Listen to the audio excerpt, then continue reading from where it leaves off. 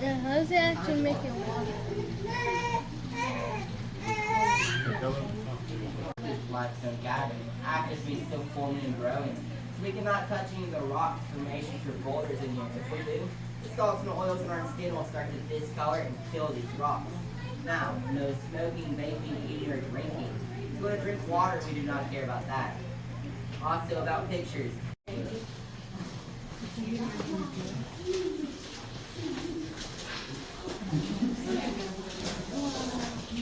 Ah, it is wet.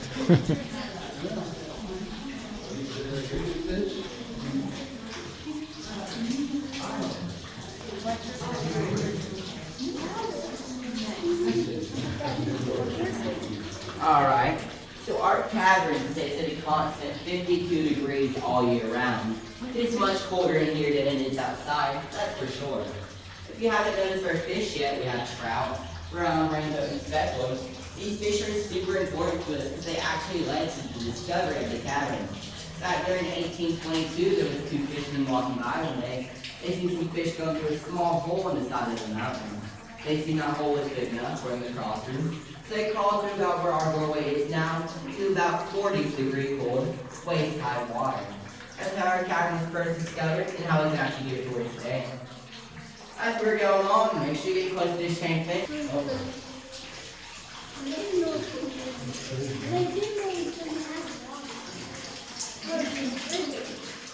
I like to call it the ball roof. Due to how slick, shiny, smooth, and slippery the walls and the floors look.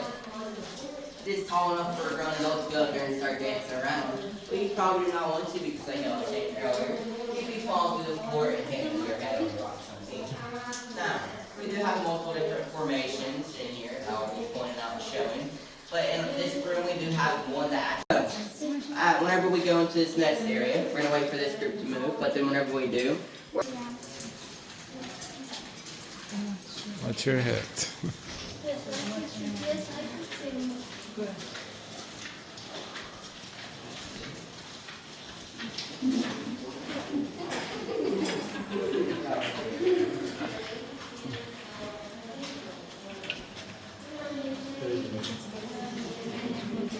It's a flowstone formation. It's where the water is flowing, leaving a mineral to create a rock or lava-like formation. If you look at the edge, you can see these grooves. Whenever the grooves are narrow, that's because the water was going fast at that point in time. Whenever the grooves is wide, that's because the water was slowing down at that point in time. Instead of just a flowstone formation, here at Linville Caverns, we like to call this one the bat formation. Due to the very center of it.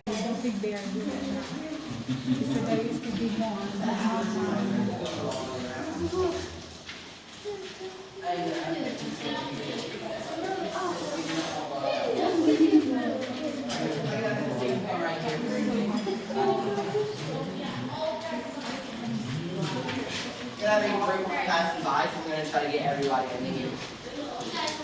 Watch your head. Maybe you guys will please follow me. During that year, they had nowhere to stay, besides where we are standing right here, was a sandy or dirt area. The rest of the cavern was filled with about waist high, 40-degree cold water. So, we did find a cobbler's bench in multiple different stalactites. This has a twin called a stalagmite. I'll tell you the difference. A stalactite holds tightly to the ceiling. A stalagmite, it might grow up one day. Now, if you're wondering why it's so flat on the bottom, this is actually due to a flood in 1940. This flood came through, broke most of our formation. Back here, y'all can hear me back there, give me a thumbs up. Before I'm standing right here, you're actually going to touch this rock in our back. You really do not care if it's called like a touch already. It's probably dead. Also, this happens to back here, it's not having enough oxygen to grow out its proper. Please not touch anything else. You look at all these colors, they're still forming and growing. We know we lose it, it's fantastic.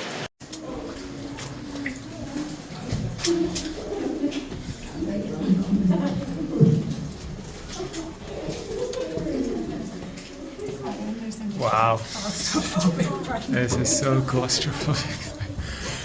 It's extremely tight. Ooh. We can try to get as many people out in this crate as possible, please. You might have to squeeze it a tad bit more. Nobody bite for me. I do not want any bites.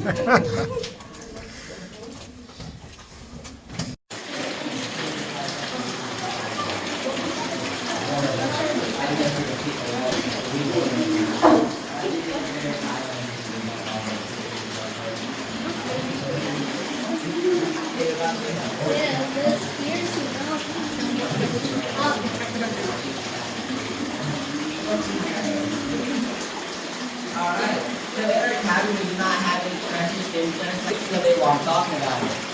It is translucent to light, so light can go through it. It gets this orange color from iron oxide, and I like to show this because all this is very protected. It's not my... Oh yeah, the orange one.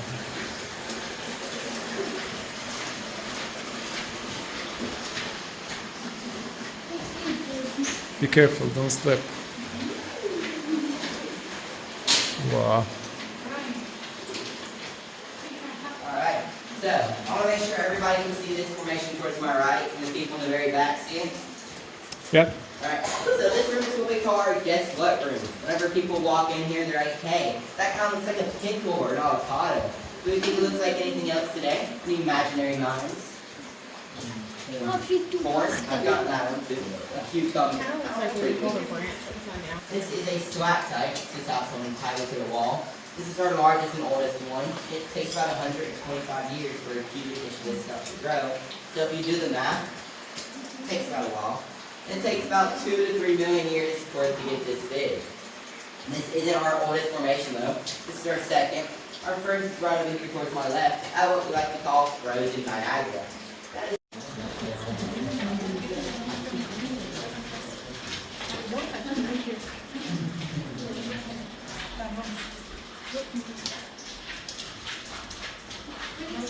Watch out, this is pretty low.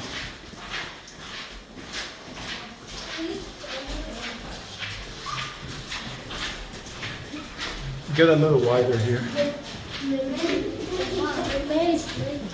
That's okay.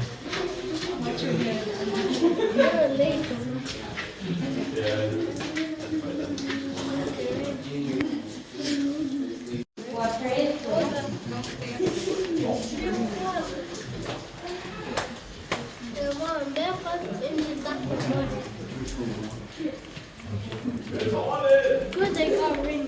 1937, just 3 years before that huge flood came through. Up here we are a large group for a very small room, so I'm going to have to explain it as best as possible. For the people in the back, whenever they walk through, you'll understand what I'm talking about. But for an overview, as soon as you walk into this room, if you look towards your left, there will be about a table waist high. We'll call that a... This ugly ground beef looking stuff, we call this cave floor. We also have a stalactite and a stalagmite. This is a stalactite when you type it to the ceiling. Then it's dripping water onto what we call stalagmite. G for ground and mites and micro up on there. Whenever these two grow together, they turn into something we call a pillar. It's where they meet in the center and they start to get wider, but they do not get any taller at all. All of our colors is going to be right above our drip pool. We're going to start all the way on the left hand side. This right here is what we call copper, this green color. This white color is calcium, to make what's in our bones and teeth. This bluish green is what we call zinc. This orange color is iron oxide. It's what makes up our carnelian. And this bluish gray far over here is what we call cobalt. Where to pronounce? Manganese. Now, fun fact about this stuff, it's also used for TNT and explosives. It's not reactive unless it's mixed with other materials. We should always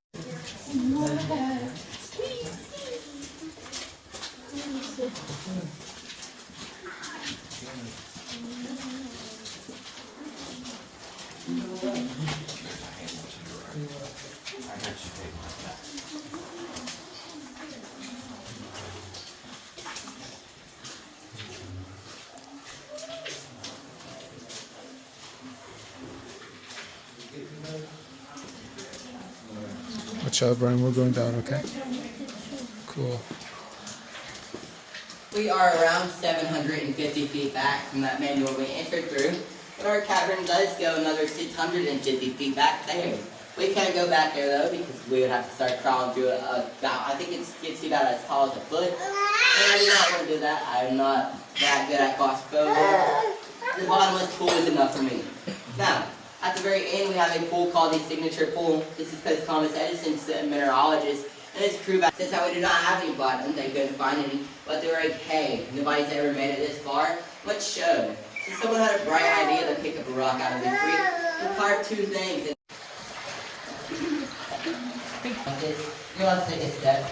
We're going to get in here. We're going to be still. We're not going to move around. I want to get everybody. Make sure I have everybody. Alright. So I'm about to cut off the back light. So if there's anyone back there, can you please catch up to us?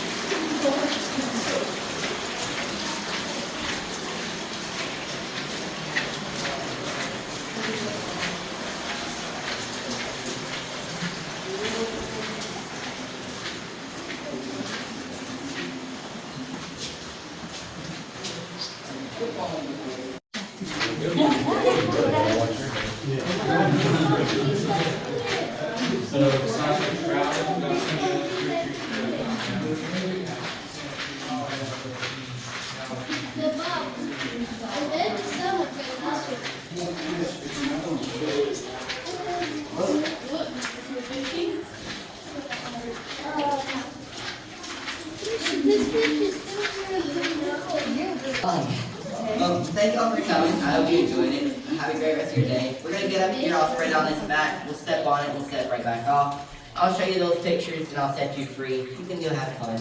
Alright, if you'll follow me this way, make sure you watch your head on the right hand side, whenever you get past there. Watch your head on the left. If you want to, you can ask me any questions. If there are any questions y'all want. How many times have you done this tour today?